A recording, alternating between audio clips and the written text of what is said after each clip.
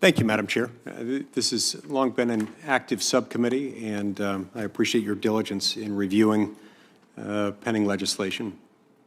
Today, my bill, the State Grazing Management Authority Act, will be heard, and I'd like to speak to the impetus and to the potential impact of this important legislation. The federal government owns 47% of all the land in the western United States. In the state of Utah, where I live, in the state I represent, it's closer to 67%. It's about 2/3. However, Utah's most productive lands, in terms of forage production and agricultural value, happen to be owned by private individuals. Many attribute the lower productivity levels that we see on federal lands to the structure of grazing permit regulations and NEPA regulations that simply don't allow for agile changes to be made based on conditions on the ground as they change. Often the permittees are required to graze forage the same way year after year without the ability to alter the season of use. This is something that one would ordinarily do, but because of the way the federal system works, it's difficult or impossible for it to run this way, and that has an impact, and it's not a positive one. In fact, this can have detrimental impacts on the plant life that we rely on for providing protection from erosion, preserving rangelands, and preserving riparian areas.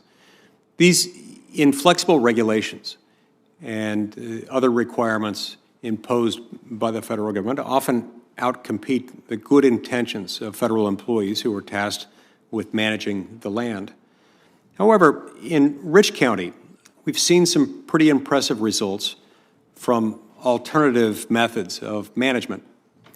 Most grazing lands in the area are managed by the Bureau of Land Management and the Forest Service.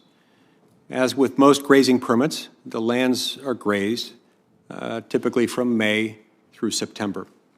Adjacent to these lands is the Deseret Land and Livestock, or DLL, ranch.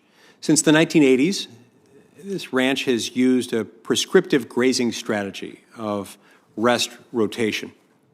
Under the system, up to 20% of the pastures receive a full year of rest, allowing for greater forage recovery.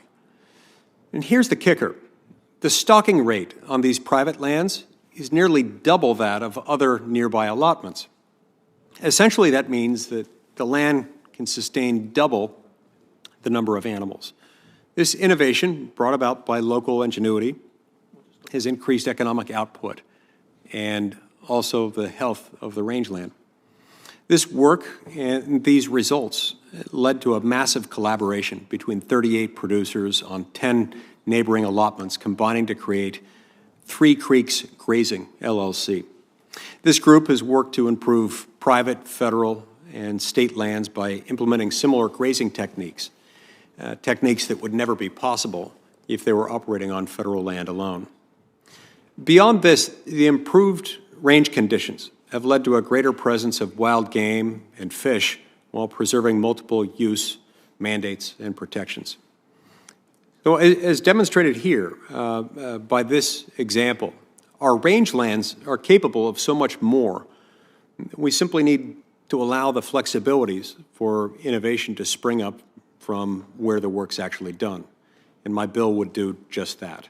The State Grazing Management Authority Act would pilot a program to study how states might produce a healthier range, increase the interest that's out there on federal land, and better meet the needs of livestock producers based on the way they actually operate. This legislation would be a win for the agricultural community, it would be a win for the federal government, and it would be a win for the environment. So thanks again, Senator Cortez Masto, for chairing this hearing, and I thank the witnesses for their presence today and look forward to hearing from them. Thanks.